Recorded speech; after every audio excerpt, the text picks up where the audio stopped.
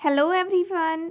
आज के इस वीडियो में हम अपनी chapter crop production and management के एनसीईआरटी एक्सरसाइज क्वेश्चंस को सॉल्व करने वाले हैं। तो चलिए स्टार्ट करते हैं। फर्स्ट क्वेश्चन है, select the correct word from the following list and fill in the blanks. Basically ये question fill in the blanks है। यहाँ पे हमारे पास एक लिस्ट गिवन है और इसमें कौन कौन से वर्ड्स हैं। इसमें है float, water, crop, nutrients and preparation. तो इन्हीं वर्ड्स को सिलेक्ट करके हमें सूटेबल स्टेटमेंट्स में इन्हें पुट करना है। तो फर्स्ट स्टेटमेंट है, the same kind of plants grown and cultivated on a large scale at a place is called dash. ये आपको पता ही है, जब हम सेम काइंड ऑफ प्लांट्स को लार्ज स्केल पे कल्टीवेट करते हैं, लार्ज स्केल पे एक ही जगह पे लगाते हैं, तो उसे हम क्या बोलते हैं? उसे हम क्रॉप बोलते हैं। सेकेंड स्टेटमेंट है, the first step before growing crop is dash of the soil. जब हम क्रॉप्स को सो करते हैं तो सबसे पहला स्टेप क्या होता है? तो वो होता है प्रिपरेशन ऑफ सॉइल। थर्ड है, द मेज सीड्स वो dash on the top of water. अब अगर आप सीड्स को वाटर में डालोगे तो जो डैमेज सीड्स होंगे वो वाटर में सिंक नहीं करेंगे, they will float on the top of water. तो इसका क्या होगा? फ्लोट। नेक्स्ट है, for growing a crop sufficient sunlight and dash from the soil are essential. अब जब हम क्रॉप्स को ग्रो करते हैं तो उसके लिए हमें कौन कौन सी चीज़ें चाहिए होती है? सबसे पहले तो सनलाइट होनी चाहिए, उसके बाद वाटर होना चाहिए, एंड सॉइल से क्या मिलता है? सॉइल से न्यूट्रिएंट्स मिलने चाहिए। तो इसका आंसर क्या होगा? Water and nutrients. नेक्स्ट है, यहाँ पे आप इसके आंसर्स देख सकते हैं। The same kind of plants are grown and cultivated on a large scale at a place is called crop. The first step before growing crop is preparation of soil. The maize seeds would float on the top of water. For growing a crop, sufficient sunlight, water, and nutrients from the soil are essential. Next question है, match the items in column A with those in the column B। तो यहाँ पे आपके पास column A given है and column B given है। Column A में कुछ items given है एंड कॉलम B में कुछ आइटम्स गिवन है। तो हमें यहाँ पे सिंपली मैचअप्स करनी है। तो पहले हम कॉलम A को पढ़ते हैं। कॉलम A में पहला है kharif crops, rabi crops, chemical fertilizers, organic manure, and column B में food for cattle, urea and super phosphate, animal excreta, cow dung, urine and plant waste, wheat, gram, pea, paddy and maize. तो अब हम इन्हें match करेंगे। खरीफ crops कौन कौन से हैं? तो खरीफ क्रॉप्स है paddy and maize. Rabi crops है wheat, gram, pea. Chemical fertilizers है urea and super phosphate, and organic manure है animal excreta, cow dung, urine and plant waste. तो अब हम इनके आंसर्स देखते हैं।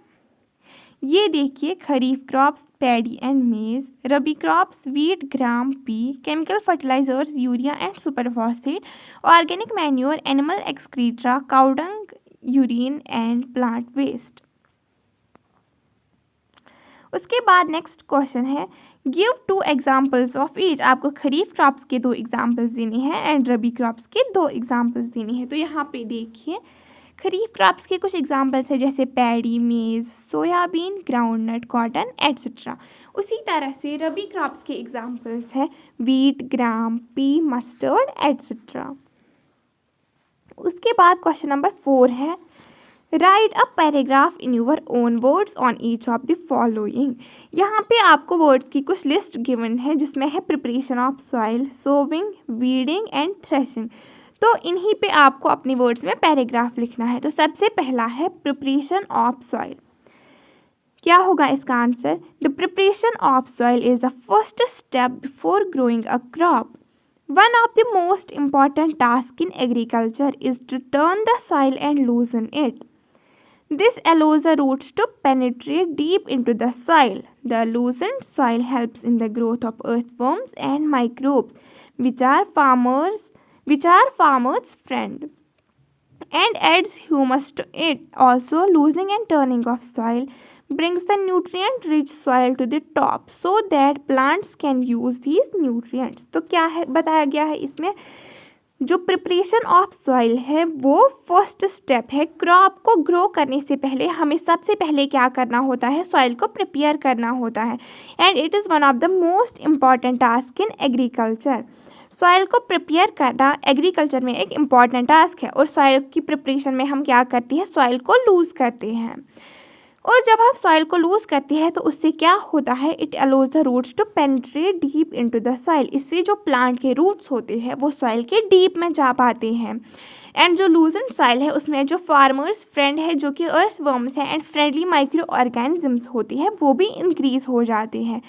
और जब हम सॉइल को लूज़ करते हैं तो उससे क्या होता है, जो न्यूट्रिएंट रिच सॉइल होती है वो अपर पार्ट में आ जाती है, यानी जो सॉइल में न्यूट्रिएंट्स होती है वो सॉइल की टॉप लेयर में आ जाती है और प्लांट्स उन्हें इजीली यूज़ कर पाते हैं। फिर नेक्स्ट है sowing. Sowing is the most important part of crop production. Before sowing, good quality seeds are selected. Good quality seeds are clean and healthy seeds of a good variety. Seeds can be sown by seed drill or manually. क्या बताया गया है इसमें, जो sowing है ये सबसे important part है किसका, क्रॉप प्रोडक्शन का। अब जब हम सोइंग करते हैं तो उससे पहले हमें मेक श्योर होना चाहिए कि जो सीड्स है वो गुड क्वालिटी के है या नहीं। सीड्स गुड क्वालिटी के होने चाहिए। और जब गुड क्वालिटी के सीड्स होंगे तो वो क्या होने चाहिए, वो क्लीन होने चाहिए और हेल्दी सीड्स होने चाहिए। अब सीड्स को हम किसकी मदद से ग्रो कर सकते हैं, सीड्स को हम मैनुअली भी ग्रो कर सकते हैं एंड उसको हम सीड ड्रिल की हेल्प से भी सो कर सकते हैं। उसके बाद आता है वीडिंग। क्या होता है weeding? Weeds are unwanted plants that grow along with crop and removal of weeds is known as weeding. Weeds can be removed either manually by using tools like khurpi or by using weedicides like 2,4-D. These are sprayed in the fields to kill the weeds. क्या मतलब है इसका? जो weeds होते हैं वो क्या होते हैं, वो अनवांटेड प्लांट्स होते हैं जो कि क्रॉप में नेचुरली ग्रो करते हैं। और जब हम उन्हीं अनवांटेड प्लांट्स को, उन्हीं वीड्स को रिमूव करते हैं तो उसी प्रोसेस को हम वीडिंग बोलते हैं। अब वीड्स को हम कैसे रिमूव कर सकते हैं, तो उसे हम मैनुअली भी रिमूव कर सकते हैं बाय यूजिंग खुरपी, और उसे हम वीडसाइड्स की हेल्प से भी रिमूव कर सकते हैं। वीडसाइड्स वो केमिकल्स होते हैं जिन्हें हम वीड्स पे स्प्रे करते हैं और वो किल हो जाते हैं और उस पर क्रॉप को कोई भी इफेक्ट नहीं होता है। एक वीडसाइड्स है जो कि है 2,4-D, इसकी मदद से हम वीड्स को किल कर सकते हैं। These are sprayed in the fields to kill the weeds. और इन वीडसाइड्स को हम जब फील्ड्स में स्प्रे करते हैं तो उससे क्या होता है, जो वीड्स होते हैं वो किल हो जाते हैं और क्रॉप को कोई भी डैमेज नहीं होता है। उसके बाद आता है threshing. The process of separation of grains from chaff is called threshing. This is carried out with the help of a machine called combine, which is in fact a combined harvester and thresher. क्या मतलब है इसका? The process of separation of grains from chaff is called threshing. Threshing हम किसे बोलते हैं? जब हम grains को chaff से separate करते हैं तो उस process को हम threshing बोलते हैं। This is carried out with the help of a machine called combine. अब हम threshing किसकी help से करते हैं? तो वो हम एक मशीन की हेल्प से करती है जिसे हम कंबाइन बोलते हैं। एंड ये कंबाइन क्या होता है? ये एक कंबाइंड हार्वेस्टर एंड थ्रेशर होता है। आई होप ये क्वेश्चन आपको समझ में आ गया होगा। अब इसके बाद हम देखते हैं, इसके बाद है question number 5। Explain how fertilisers are different from manure. इसमें क्या बताया गया है, हमें एक्सप्लेन करना है जो फर्टिलाइजर एंड मैन्योर होते हैं उनमें क्या डिफरेंस होती है। तो चलिए स्टार्ट करते हैं ये वाला। The main differences between fertilizers and manures are as follows. Fertilizer इस तरफ है and manure इस तरफ है। A fertilizer is an inorganic salt. Manure is a natural substance obtained by the decomposition of cattle dung, human waste and plant residue. If fertilizer is prepared in factories, manure can be prepared in field. A fertilizer does not provide any humus to soil, but manure provides a lot of humus to soil. Fertilizers are very rich in plant nutrients like nitrogen, phosphorus and potassium, but manure is relatively less rich in plant nutrients. क्या मतलब है इसका? जो fertilisers होते हैं वो inorganic होते हैं, बट जो मैन्योर्स होते हैं वो नेचुरल सब्सटेंसेस होती हैं जिन्हें हम कहाँ से ऑब्टेन करते हैं, by the decomposition of cattle Dang, human wastage and plant residues. जो फर्टिलाइज़र्स होते हैं उन्हें कहाँ पे प्रिपेयर किया जाता है, तो उन्हें फैक्ट्रीज में प्रिपेयर किया जाता है, बट जो मैन्योर होता है उन्हें फील्ड्स में प्रिपेयर किया जाता है। जो फर्टिलाइज़र होते हैं वो सॉइल को कोई भी ह्यूमस प्रोवाइड नहीं करते हैं, लेकिन जो मैन्योर होते हैं वो सॉइल को बहुत ज़्यादा ह्यूमस प्रोवाइड करते हैं। जो फर्टिलाइज़र्स होते हैं वो रिच होते हैं प्लांट न्यूट्रिएंट्स में, like nitrogen, phosphorus and potassium, but जो मैन्योर्स होते हैं वो लेस रिच होते हैं प्लांट न्यूट्रिएंट्स में। उसके बाद क्वेश्चन नंबर 6 है, What is irrigation? Describe two methods of irrigation which conserve water. इसमें बताया गया है कि आपको डिफाइन करना है इरिगेशन क्या होता है और आपको इरिगेशन के दो मेथड्स को डिस्क्राइब करना है जो कि वाटर कंजर्वेशन में हेल्प करते हैं। तो इसका आंसर क्या होगा? The supply of water to crops at different intervals is called irrigation. क्या होता है इरिगेशन? क्रॉप्स को टाइम टू टाइम पे वाटर सप्लाई प्रोवाइड करना, उसे ही हम इरिगेशन बोलते हैं। अब इरिगेशन के दो मेथड्स हैं, एक है स्प्रिंकलर सिस्टम, एक है ड्रिप इरिगेशन सिस्टम। अब स्प्रिंकलर सिस्टम में क्या होता है? Under this method the perpendicular pipes having rotating nozzles on top are joined to the main pipeline at regular intervals. When water is allowed to flow through the main pipe under pressure, with the help of a pump, it escapes from the rotating nozzles. It gets sprinkled on the crop as if it is raining. जो sprinkler system होता है इसमें क्या होता है, एक main pipeline होती है और जो ये मेन पाइपलाइन होती है इसी के परपेंडिकुलर स्मॉल स्मॉल छोटी छोटी पाइप्स होती हैं, ऐसे करके स्मॉल स्मॉल पाइप्स होती है और जो ये पाइप्स होती हैं इनके आगे लगे रहते हैं रोटेटिंग नोजल्स। जब पानी आता है इस मेन पाइपलाइन में बहुत प्रेशर के साथ, जब यहाँ पे बहुत प्रेशर के साथ पानी आता है तो वो इन परपेंडिकुलर पाइप्स में जाता है। जब वो इन परपेंडिकुलर पाइप्स में जाता है तो यहाँ पे रोटेटिंग नोजल्स लगे रहते हैं, तो वो इन्हीं के थ्रू बाहर जाता है और ऐसे स्प्रेड होता है जैसे कि बारिश हो रही हो, बिल्कुल बारिश की तरह ये पूरे क्रॉप में फैल जाता है। उसके बाद आता है drip irrigation system. In this system, water falls drop by drop just at the position of roots. It is best technique for watering fruit plants, gardens and trees. Water is not wasted at all. It is boon in region where availability of water is poor. क्या मतलब है इसका? जो drip irrigation system है उसमें क्या होता है, जो वाटर होता है वो ड्रॉप बाय ड्रॉप फॉल करता है और कहाँ पे फॉल करता है, बिल्कुल जहाँ पे प्लांट के रूट्स होते हैं वहीं पे फॉल करता है ड्रॉप बाय ड्रॉप। इससे क्या होता है, जो वाटर की वेस्टेज है वो बिल्कुल कम होती है, मतलब होती ही नहीं है वाटर की वेस्टेज। और ये हम कहाँ पे यूज़ कर सकते हैं? फ्रूट प्लांट्स में, गार्डन्स में और ट्रीज़ में। और इसे हम उन रीजन्स में भी यूज़ कर सकते हैं जहाँ पे वाटर की अवेलेबिलिटी बिल्कुल कम हो। उसके बाद नेक्स्ट क्वेश्चन है question number 7। If wheat is sown in kharif season what would happen? Discuss. अगर वीट को हम खरीफ सीजन में ग्रो करें तो क्या होगा? इसका आंसर है wheat is a rabi crop, hence it require cold climatic conditions to be grown properly. If it is sown in Kharif season, it will not grow or may get destroyed due to excessive rain in the Kharif season. Kharif season में क्या होता है, बहुत ज़्यादा बारिश होती है। खरीफ season होता ही वो सीज़न है जिसमें बहुत बारिश होती है। तो वीट एक रबी क्रॉप है जिसे विंटर जो मतलब विंटर में ग्रो करता है और उसे कोल्ड क्लाइमेटिक कंडीशंस की ज़रूरत होती है। तो वीट एक रबी क्रॉप है और उसे प्रॉपरली ग्रो होने के लिए कोल्ड क्लाइमेट की ज़रूरत होती है, कोल्ड क्लाइमेटिक कंडीशंस की नीड होती है। तो अगर हम वीट को खरीफ सीज़न में ग्रो करें तो वो डिस्ट्रॉय हो सकता है। किस वजह से डिस्ट्रॉय हो सकता है? मैंने आपको बताया कि खरीफ सीज़न में बहुत ज़्यादा बारिश होती है, तो बहुत ज़्यादा बारिश की वजह से वो डिस्ट्रॉय हो सकता है, इसीलिए हम उसे खरीफ सीज़न में ग्रो नहीं कर पाते हैं। इसके बाद क्वेश्चन नंबर 8 है, explain how soil gets affected in the continuous plantation of crops in a field.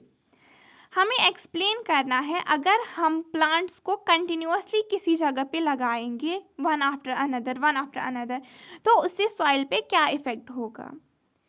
अब इसका आंसर देखते हैं। Soil supplies mineral nutrients to the crop. These nutrients are essential for the growth of plant. Continuous growing of crop in the same field makes the soil poorer in certain nutrients. This makes the soil infertile and then to replenish the soil with nutrients, farmers need to add manure to the soil. जो soil होती है उसमें बहुत सारे nutrients होते हैं and plant की growth के लिए वो न्यूट्रिएंट्स इसेंशियल होते हैं.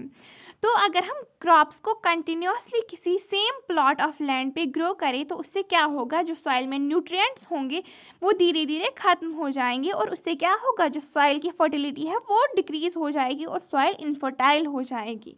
और फिर सॉइल को रिप्लेनिश करने के लिए हमें उसमें क्या ऐड करना होगा, मतलब फार्मर्स को उनमें मैन्योर एंड फर्टिलाइजर्स की नीड होगी, मैन्योर एंड फर्टिलाइजर्स ऐड करने होंगे.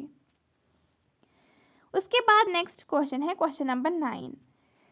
What are weeds, how can we control them. Weeds क्या होते हैं और उन्हें किस तरह से कंट्रोल किया जा सकता है. The undesirable plants may grow naturally along with the crop are called weeds. क्या होते हैं weeds? Weeds undesirable plants होते हैं, unwanted plants होते हैं जो कि crop में naturally grow करते हैं. There are many ways to remove weeds and control their growth. बहुत सारे तरीके हैं जिनसे हम weeds को remove कर सकते हैं और उनकी growth को control कर सकते हैं. Weeds can be removed by uprooting or cutting them close to ground from time to time. Weeds एक मेथड है वीड्स को रिमूव करने का, वो हम मैनुअली भी कर सकती है बाय अपरूटिंग देम और cutting them. This is done with the help of a खुरपी. और इसे हम किसकी मदद से कर सकते हैं, खुरपी की मदद से. Weeds are also controlled by using certain chemicals. और हम वीड्स को केमिकल्स की हेल्प से भी कंट्रोल कर सकती है और उन केमिकल्स को हम बोलते हैं वीडसाइड. जैसे 2,4-D एक वीडसाइड है. जब हम इसे क्रॉप पे स्प्रे करते हैं तो इससे क्या होता है, जो वीड्स होती है वो डैमेज हो जाती है, वो किल हो जाती है, बट क्रॉप को कोई भी इफेक्ट नहीं होता है. उसके बाद क्वेश्चन नंबर 10 है arrange the following boxes in proper order to make a flow chart of sugarcane crop production. यहाँ पे आपको बॉक्सेस में कुछ वर्ड्स गिवन है या कुछ चीज़ें गिवन है, तो इन्हें हमें इस तरह से अरेंज करना है जैसे जब शुगरकेन प्रोडक्शन होती है उसी तरह से हमें इन्हें एक एक करके अरेंज करना है. तो सबसे पहला है sending crop to sugar factory, irrigation, harvesting, sowing, preparation of soil, ploughing the field and manuring. तो जब हम शुगरकेन की प्रोडक्शन करती है सबसे पहला स्टेप क्या होता है, प्रिपरेशन ऑफ सॉइल. हर किसी क्रॉप प्रोडक्शन में हम सबसे पहले सॉइल को प्रिपेयर करते हैं, तो सबसे पहले 5th वाला आएगा. और जब हम सॉइल को प्रिपेयर करते हैं तो उसमें हम क्या करते हैं, प्लोइंग करते हैं, तो उसके बाद 6th आएगा. और प्लोइंग करने के बाद हम क्या करते हैं, सोविंग करते हैं, तो उसके बाद 4th आएगा. और सोइंग करने के बाद हम क्या करते हैं, हम मैन्योरिंग करते हैं एंड उसके बाद हम इरिगेशन करते हैं. इरिगेशन के बाद हम हार्वेस्टिंग करते हैं एंड देन हम शुगरकेन क्रॉप्स को, जो शुगरकेन क्रॉप्स होते हैं उन्हें फैक्ट्री में बेच देते हैं. यहाँ पे हम इसके आंसर्स देखते हैं. देखिए पहले 5, 6, 4, 7, 2, 3 एंड 1. क्वेश्चन नंबर 11 है जो कि इस चैप्टर का लास्ट क्वेश्चन है. Complete the following word puzzle with the help of clues given below. Basically ये वर्ड पजल है, यहाँ हमारे पास कुछ क्लूज गिवन है, इन्हीं क्लूज की हेल्प से हमें इस पजल को सॉल्व करना है. सबसे पहला है प्रोवाइडिंग वाटर टू क्रॉप्स. जब हम क्रॉप्स को वाटर प्रोवाइड करते हैं तो उसे हम क्या बोलते हैं, उसे हम इरिगेशन बोलते हैं. तो पहले वाले में क्या आएगा, यहाँ पे इरिगेशन. उसके बाद सेकंड है keeping crop grains for a long time under proper condition. जब हम क्रॉप ग्रेन्स को लॉन्ग टाइम के लिए प्रॉपर कंडीशंस में रखते हैं तो उसे हम क्या बोलते हैं, उसे हम स्टोरेज बोलते हैं. तो सेकंड में क्या आएगा, स्टोरेज आएगा. उसके बाद 5th है certain plants of the same kind grown on a large scale. जब हम एक ही काइंड के पौधों को लार्ज स्केल में लगाते हैं तो उसे हम क्या बोलते हैं, उसे हम क्रॉप बोलते हैं. तो 5th में क्या आएगा, क्रॉप आएगा. 5th वन कहाँ पे है, यहाँ पे क्रॉप आएगा. उसके बाद थर्ड है अ machine used for cutting the mature crops. किस मशीन का यूज़ करते हैं हम क्रॉप्स को कट करने के लिए, तो उस मशीन को हम हार्वेस्टर बोलते हैं। तो थर्ड वाले में आएगा यहाँ पे हार्वेस्टर। फोर्थ है a rabi crop that is also one of the pulses. हमें एक रबी क्रॉप का नाम बोलना है जो कि पल्सेस की कैटेगरी में आता है। तो उस रबी क्रॉप को हम बोलते हैं ग्राम। यहाँ पे ग्राम आएगा। उसके बाद लास्ट वन है a process of separation of grains from chaff. वो प्रोसेस जिससे हम ग्रेन्स को चैफ से सेपरेट करते हैं, उस प्रोसेस को हम क्या बोलते हैं? उसे हम विनोइंग बोलते हैं। तो सिक्स्थ वाले में आएगा विनोइंग। यहाँ पे आप इसके आंसर्स भी देख सकते हैं, irrigation, storage, crop, harvester, gram and winnowing. इसी के साथ हमारा आज का सेशन कंप्लीट होता है। अगर आपको कोई भी डाउट है तो आप कमेंट सेक्शन में बता सकती हैं। एंड वीडियो को लाइक करें और चैनल को सब्सक्राइब करें। Thank you for watching. Allah हाफिज़।